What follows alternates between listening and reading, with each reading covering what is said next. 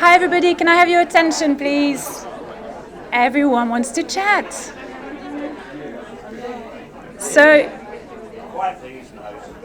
we're now going to go off to Scotland, to the amazing Oban Phoenix, which is owned by its local community, and this is the first in a series of cinema stories. So welcome to Oban.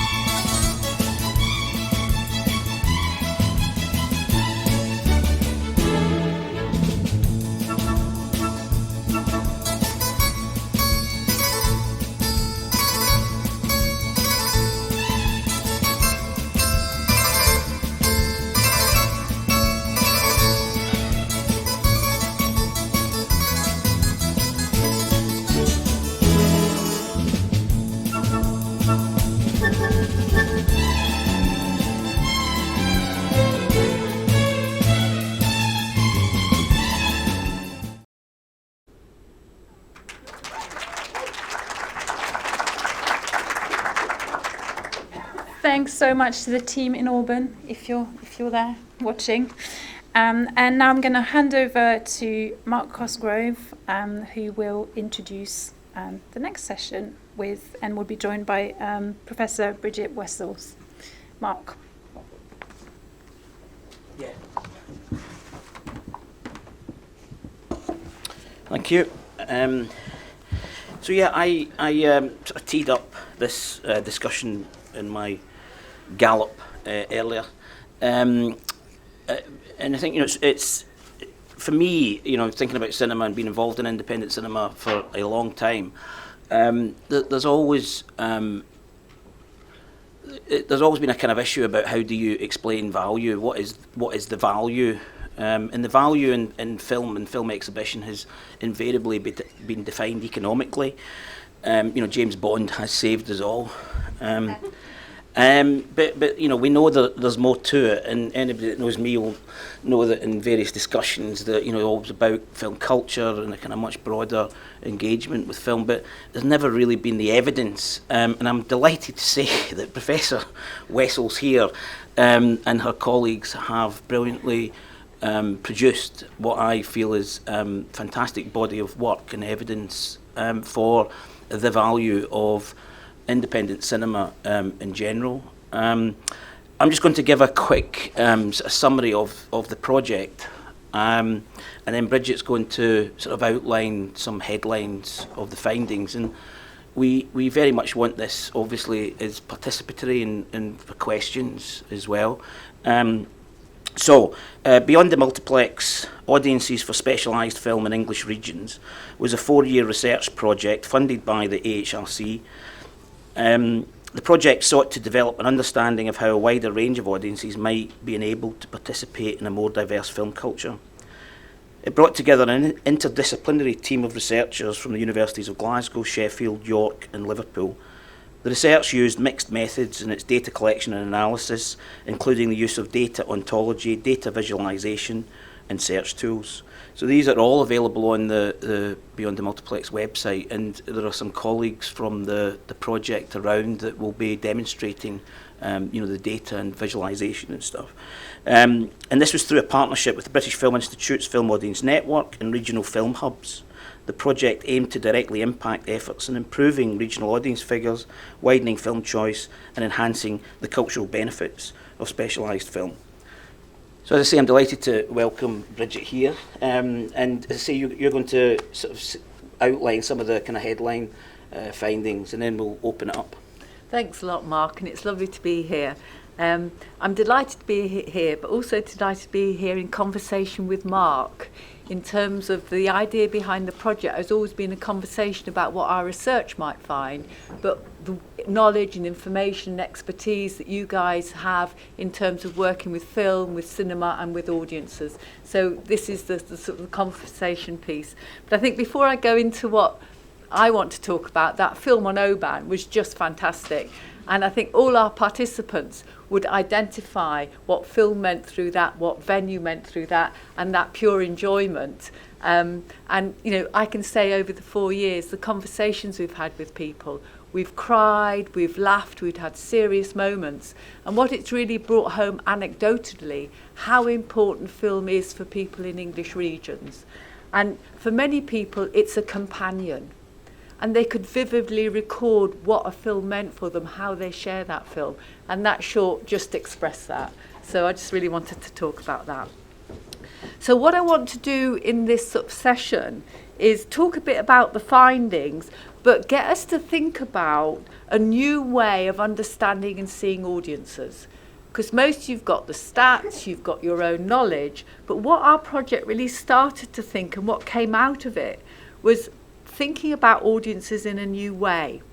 And the ways in which we started to think about audience, we see audience as a process. And that process is all about how people develop a relationship with film and then form particular audiences. In other words, there is a relationship with film in the first place that has to be nurtured, sustained and developed.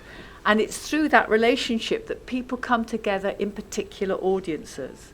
Now this is, I think, different to a lot of studies that have tended to focus on audience as something static.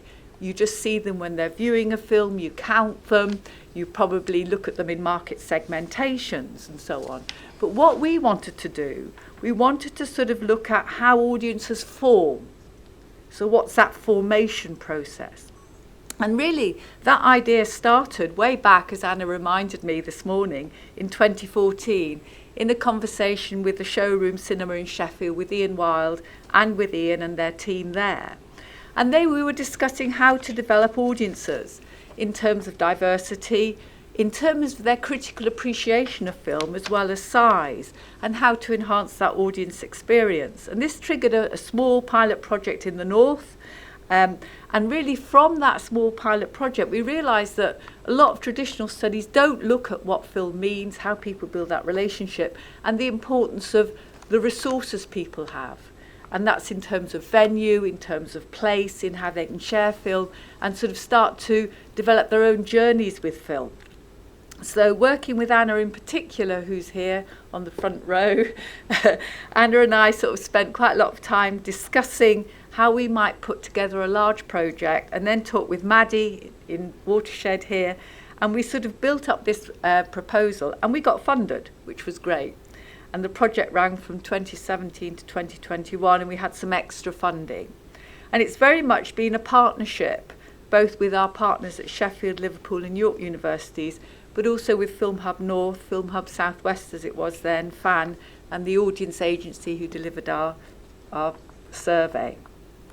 Now, I'm not going to go into all the details of the methods. I just really want to tell a bit of a story, because I think you guys have got the expertise and you can interpret some of that story to think about how we might use some of these ideas in terms of enhancing and making the most of what we call the openness of film. People talk about film as popular culture, but of course that misses. It is popular, it's the most popular activity in the UK. But often that's sort of conflated with popular culture, so kind of lowbrow, middlebrow. But there's a lot of variety, so there's artistic and experimental film.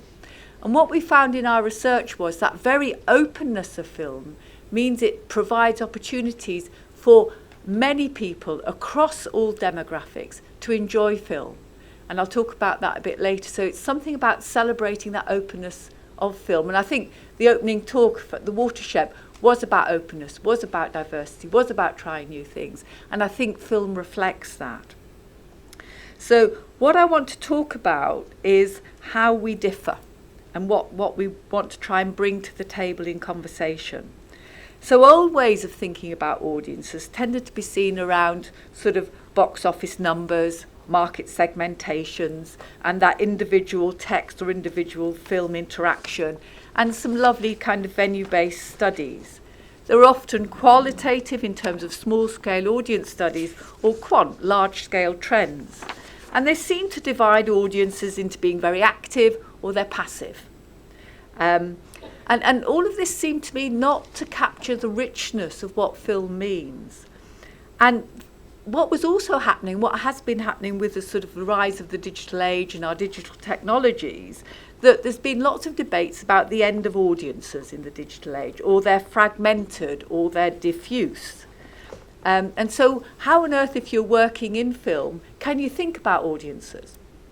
And so again, we thought, let's go back to looking at how audiences form and what kinds of audiences form. So that was the conversation we were having with those older studies. So what I want to talk about now is kind of the things that we found and how we've thought about it. So really what we found was that an audience is a process. And that process is the ways in which people develop a relationship with film. It's multidimensional, it has many aspects, but really it comes through people's personal film journeys.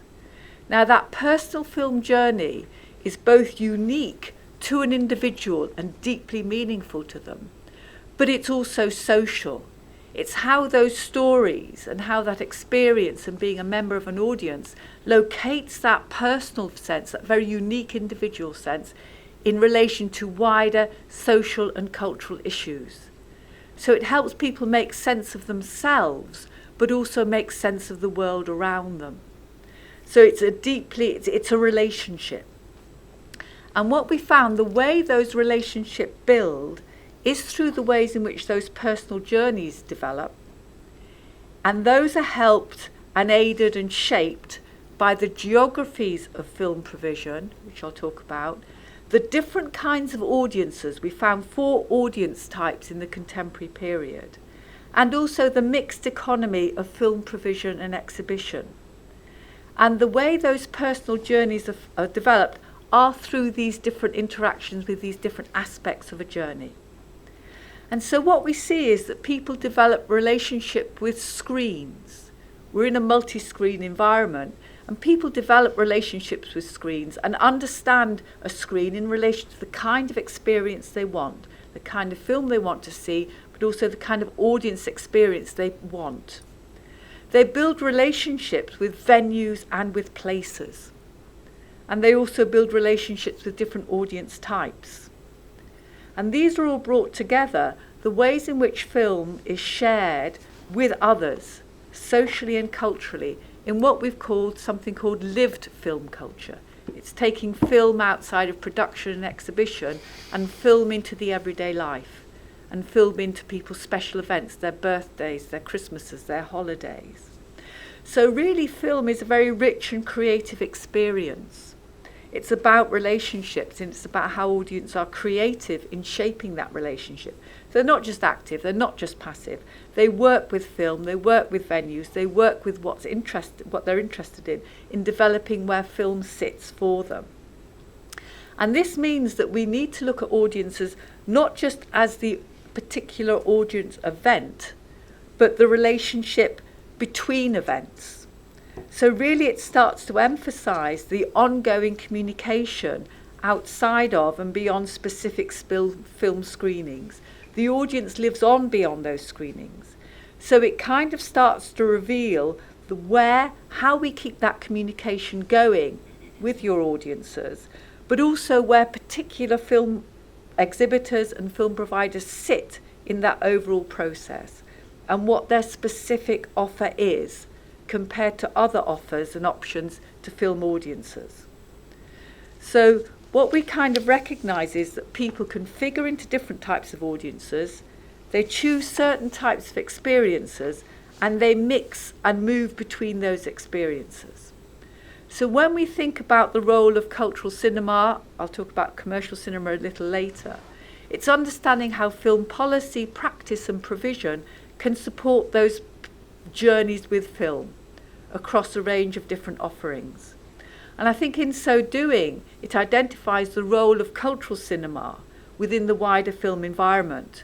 And that role is one that seeks to support personal film journeys by providing diverse programming and opportunities to critically engage with film and for people to develop their own film interests and knowledge. I think the openness of film here is really important. So what I want to chat a bit, Mark, now is about these personal film journeys. And what we found is that we've called them personal film journeys. And what we found is that through all our conversations, our 200 interviews in our 5,000 respondent survey that was taken over 6 months and all the other work that we did, that people started talking about film as a journey. They'd story it. You know, it wasn't just an odd event. It was kind of part of their life. You know, so you often got the life story as well as the film journey. And what we found was that these journeys do vary, but there are key characteristics. First, they're very personal. But that you probably think, oh, well, how do we deal with each of these individuals? But they're personal in the sense that they're both subjective and important to that individual, but they're also linked to wider social and cultural issues. So if you're thinking about programming, the individual aspect comes in, but we live in a shared cultural environment. So people are linking that deeply personal sense to that wider cultural environment and shared understandings. The personal journey also develops throughout a person's life course, and that will vary in relation to the resources people have, their life experiences, their circumstance, their interest, and their socio-cultural context. And it's also that what we found, and I think was really deeply felt, that film becomes a companion for people across their lives. And I think this is really, really important in about how we program and how we, bring film to audiences as well as audiences coming to film. Now, there are 6 main aspects of these personal journeys. First of all, we found that active introductions to film are really important. And we had many, many stories of the ways in which individuals are introduced to films and to different kinds of films. Some of this you will know, and a lot of the film industry is structured around that. So children's films, family films, adult films and those sorts of things. But really what we found was that active introduction, whether or not it's getting together as a very young child with your Christmas film on the telly, or whether or not you've moved from a rural area at university and you've come to Bristol, Newcastle, Sheffield or London, and you're introduced to a broader range of diverse film, you've got peers around you, and that click over to actually opening up to these other opportunities. Or you're a 14-year-old who's struggling at school, having problems at home, can't sleep, and you've got the Channel 4 film series, you watch that at night in your room, you become absolutely entranced in foreign language film. It gives you incentive, and you remember that, you start to do well at school, and you end up working in the film sector. You know, and I was just going to say that these are examples. These are examples of things. And sorry to interrupt, but it reminds me of when you talked about the personal journey, and one that people have probably heard from me before is that Edgar Wright has said that it was really important for him so he grew up in Wells, which is about an hour south of here, and his provision for cinema was mainstream. When he turned 17, he got a car, he drove to Bristol, he came to Watershed. I wasn't here, but he came to Watershed and he watched Diva, Jean-Jacques Benet, Luc Besson, all that kind of cinema, and that opened his eyes to a whole range of different kinds of cinema, which then now still informs his practice. And I think again that's a kind of another example of that journey. We certainly found with a lot of young people that film is often something that helps them make sense of things. But we had another lovely example in Bristol, that there was a woman who'd come from Germany, and she'd been in Berlin, and in her street she wanted to get to know people, so she set up this kind of informal film club on the street, and they'd all sort of meet up in each other's homes, and it was about people from different backgrounds coming together and sharing their experiences through film.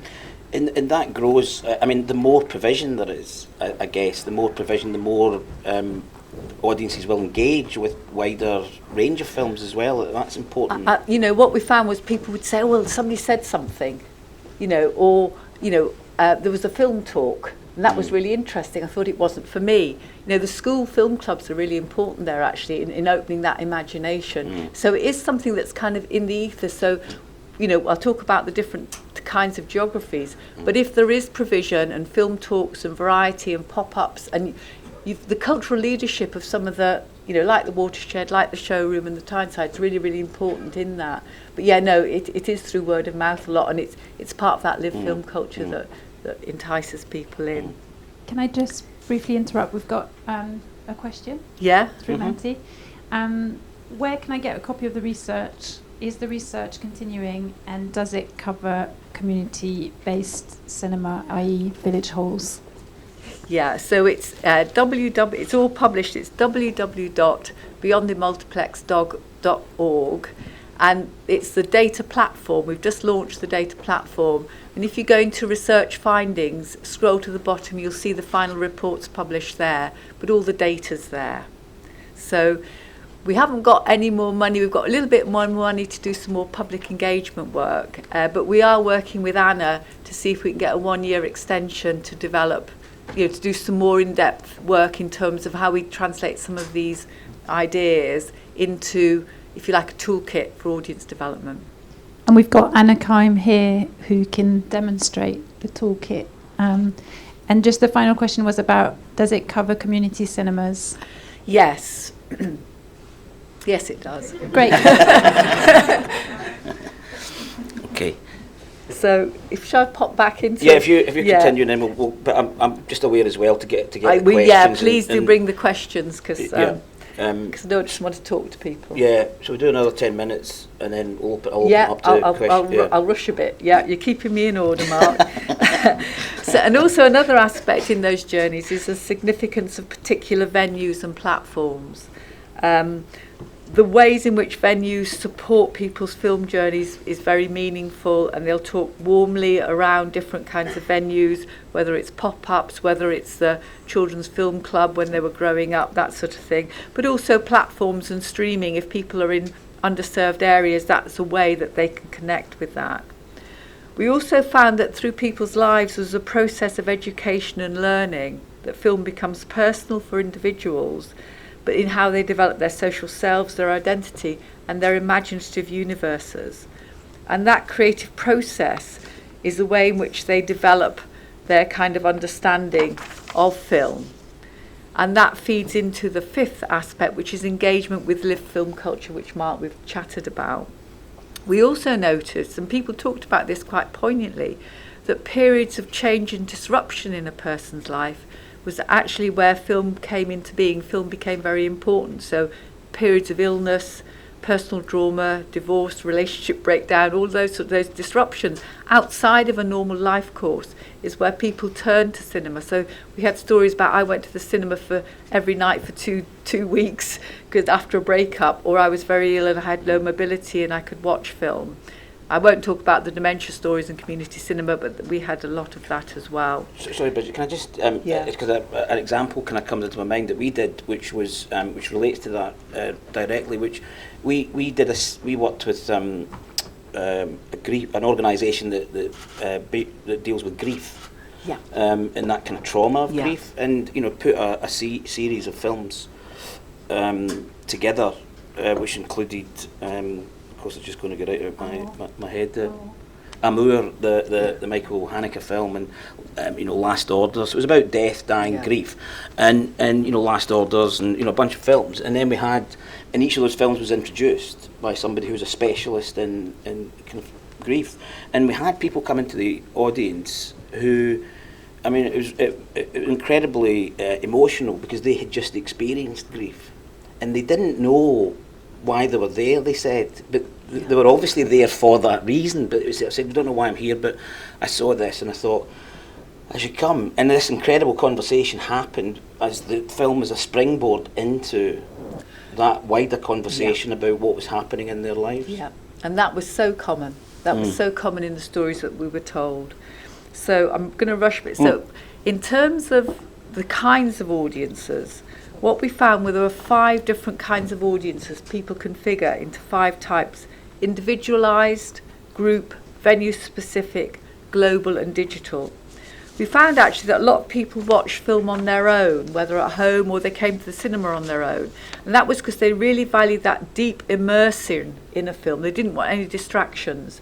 Or it was because they liked a particular kind of film and other people, their friends didn't. I can talk much more about that, but I won't go into too much detail.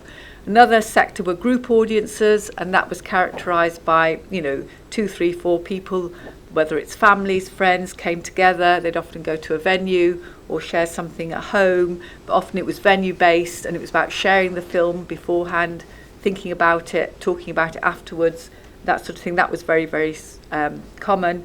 Venue-specific, the venue-specific audience is still important, and that's around an affinity with a particular cinema, whether that's the physical building, the film's programming, or the sense of community amongst the people that go there. So there was a relationship built up with venues, much more with cultural cinema than with commercial cinema, which was seen as more transactional. Global film audiences, and here there was a shared sense of oneness, of being in the moment when watching a newly released or significant film at the same time frame as others globally. And the 5th type are digital audiences, and here people are aware that they're watching film by drawing on algorithmically generated reviews, metrics, and other viewers' opinions via social media and so on.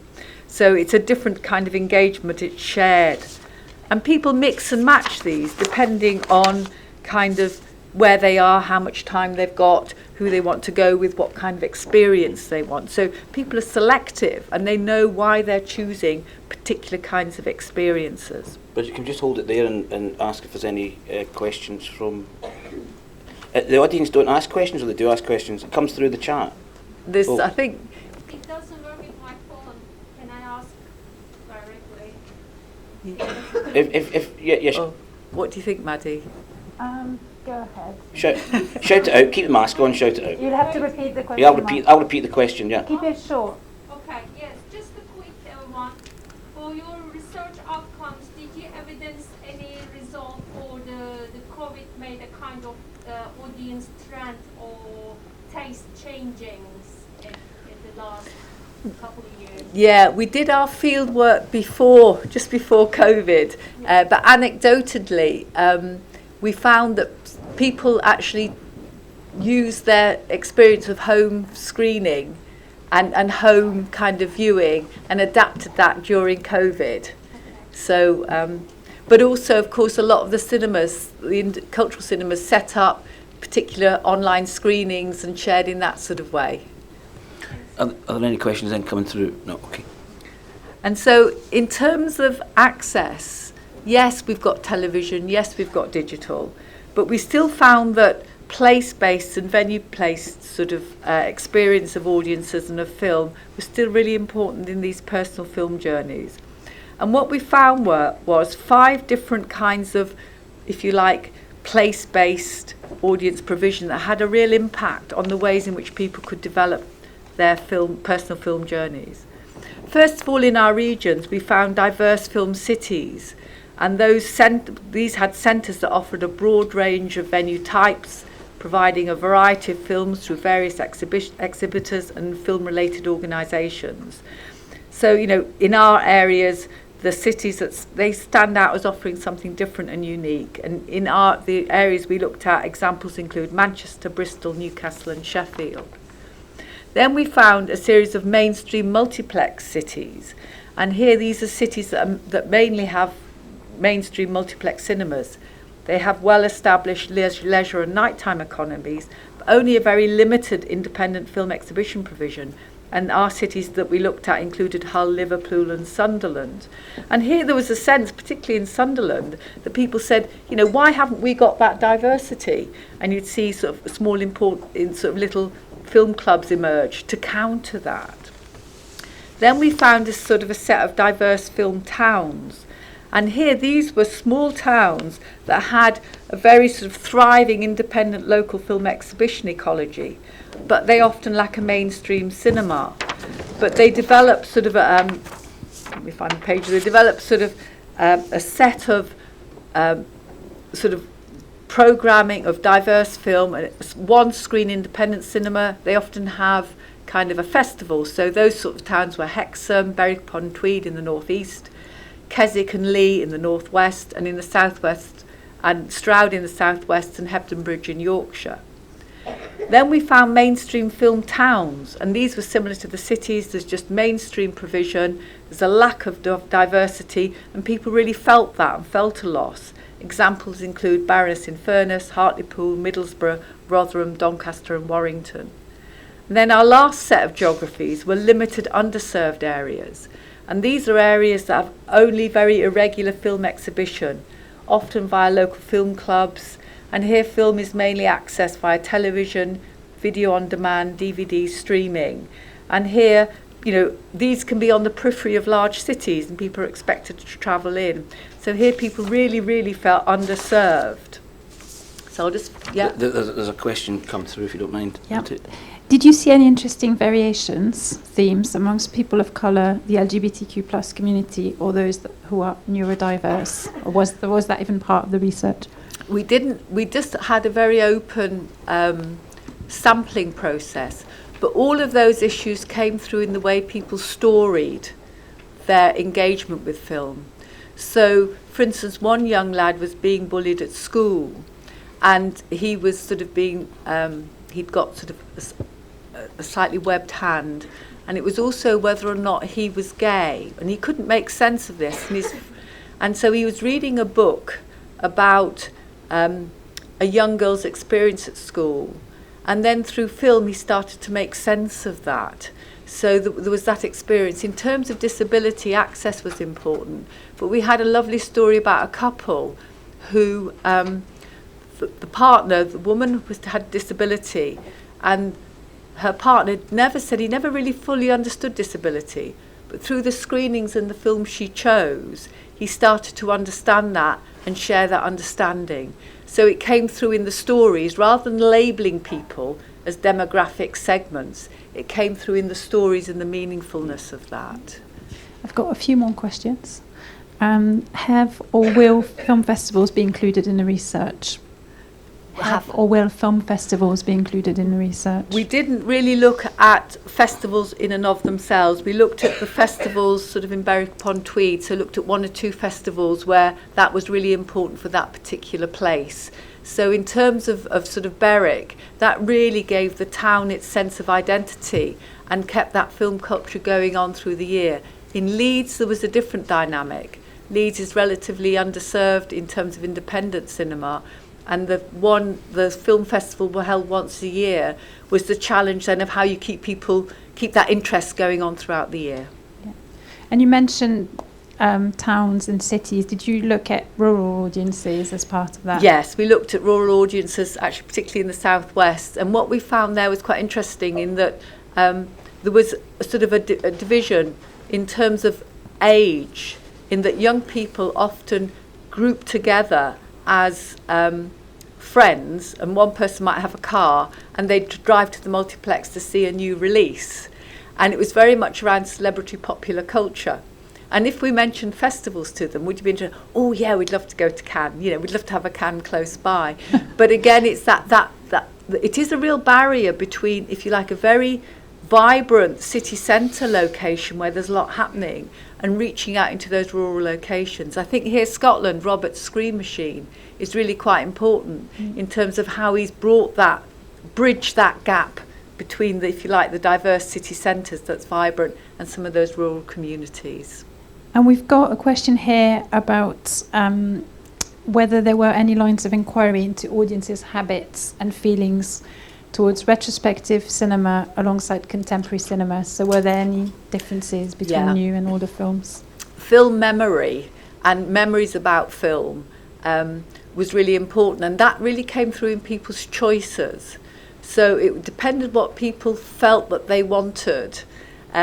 Sometimes that would be triggering some kind of memory, but very often it was about people coming together as a family and wanting to watch an old film. We also had stories about the favourites. You know, people would want to see their old favourite they had memories around.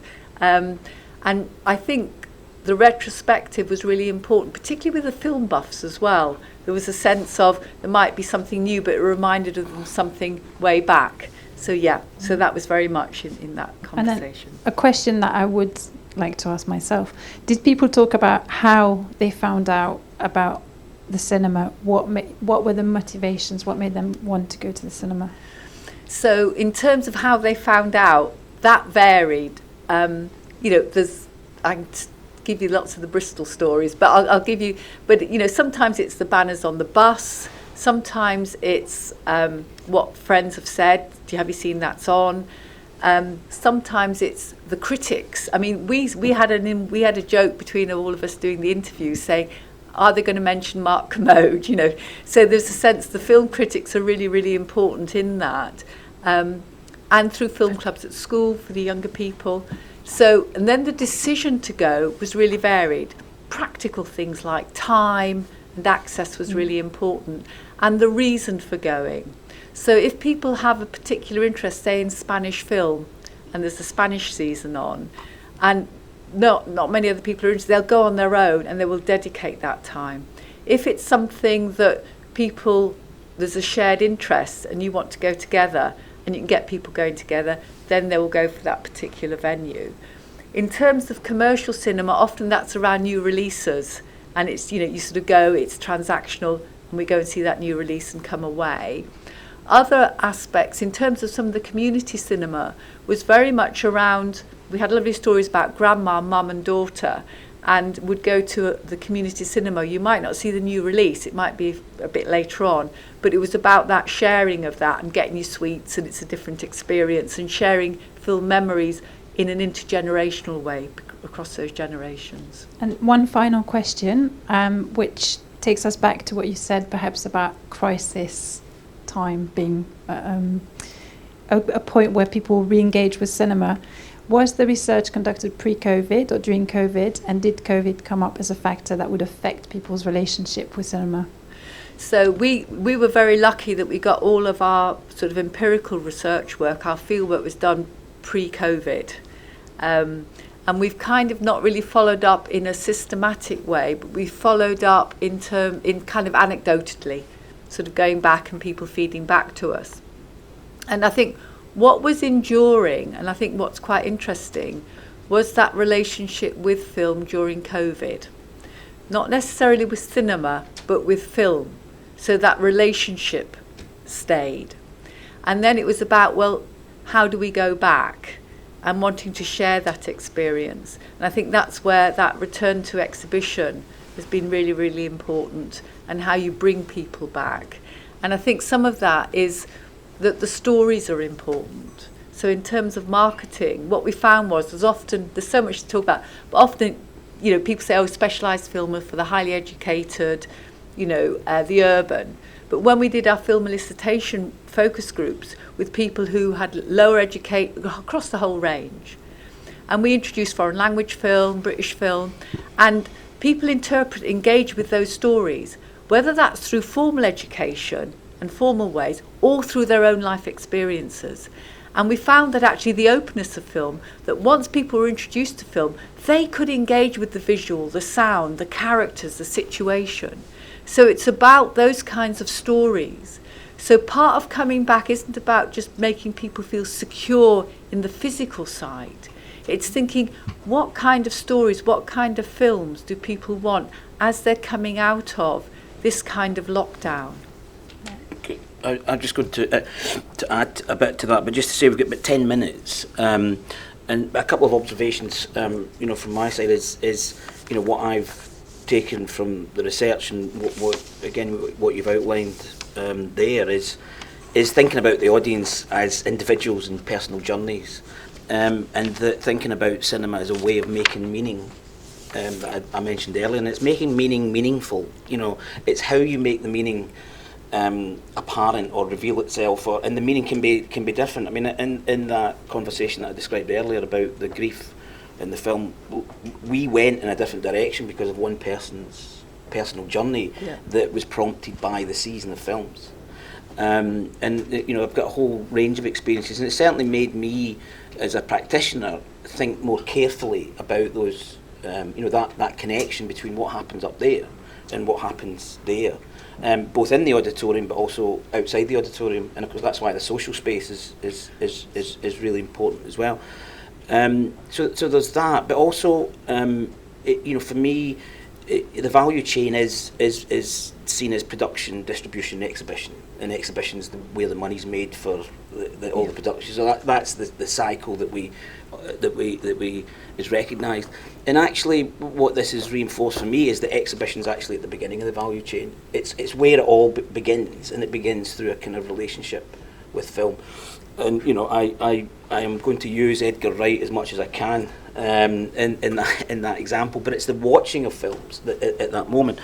But then also independent cinema. So how does this research relate to policy and relate to, well, you know, the BFI are doing their consultation for their 10-year plan, 2023 to 2033, and I've done some of that, and you know, filled up the questionnaires, and I was asked, you know, what in your professional area, exhibition, what do you see as being the difference in 10 years in 2033? And through using this research, as I said, what I've said is every city should have 5 independent cinemas.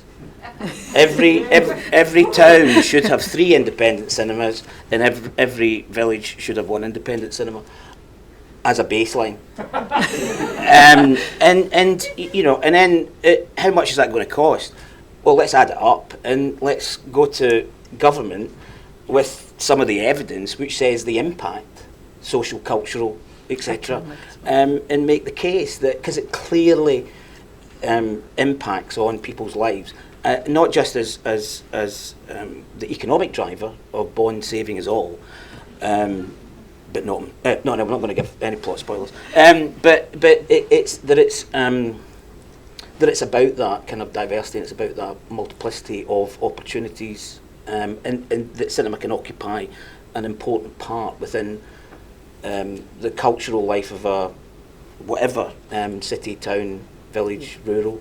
And I think it's, I haven't got time to talk, film is a resource and cinema is a resource. And the social and cultural value of film, we've got the economic value, the social and cultural value of film, it can be health, education, just cohesion, support, all the rest of it, and it can reinvigorate and develop community. And what we found with the project is, if we think about the way in which the personal value of film was expressed by all of our participants, was that it was expressed for themselves, but also expressed socially and culturally and for where they lived. And all of that, for me, brings together, doesn't split the economic away from the cultural and the social. And this is where I think, on the recommendations we've made, that the value of cultural cinema and the independent sector and the role of BFI and FAN in supporting those personal journeys in place as well as digitally is really, really important. And I think we can start to develop some measures for the ways in which we can look at that. And certainly Into Film wanted us to develop some, if you like, confidence measures. So the ways people's confidence in grows, the way they can learn to articulate what they're seeing and feeling. And these are different kinds of metrics than the kind of numbers metrics, which is really important. Again, you've evidenced through the personal journeys that there's a different way of evaluating, and there's a different metric, there's a different KPI.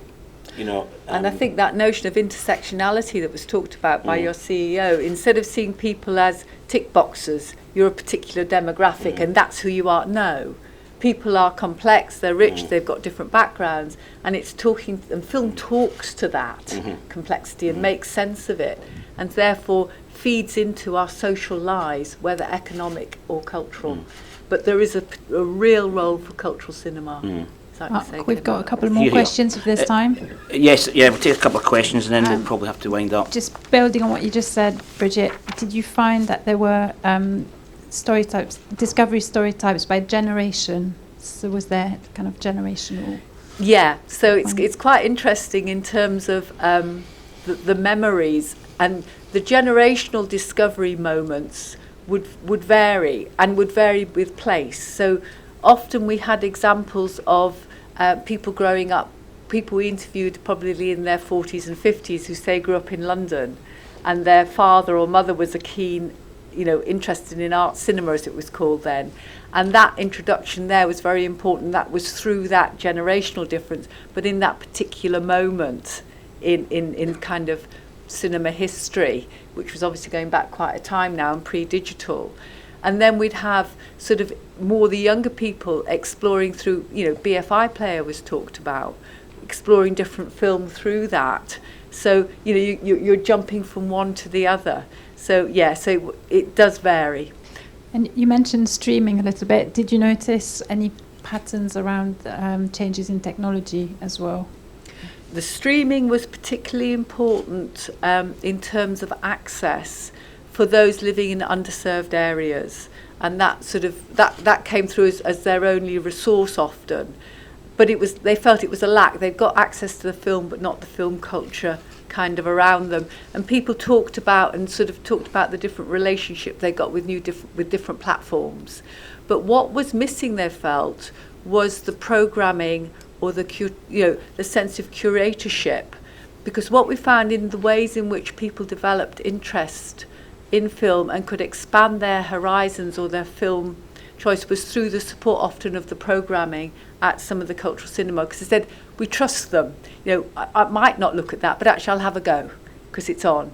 So, that notion of programming and curatorship's really, really important, and they felt that was often missing in the number of platforms that were coming through. And just one final point, which probably will be answered more by Anna in the breaks.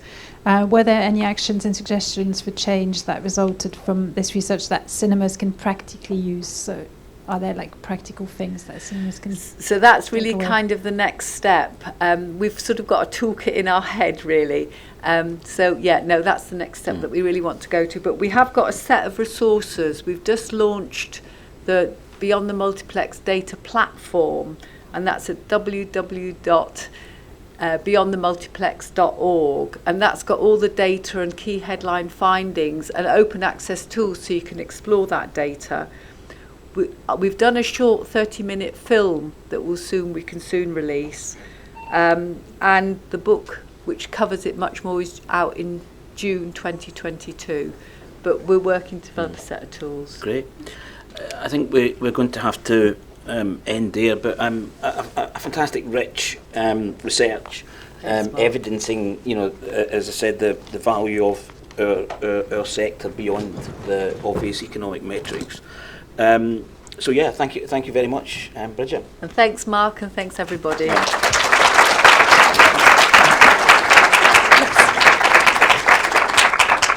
Thanks, Mark and Bridget. We've now got a 15-minute break. We'd like to ask you to leave the auditorium and go and get yourself a coffee in Waterside 3. Back here in 15 minutes for a very special talk by Mia Bays Past that. I know, and I know. Stuart Brown. I suddenly realised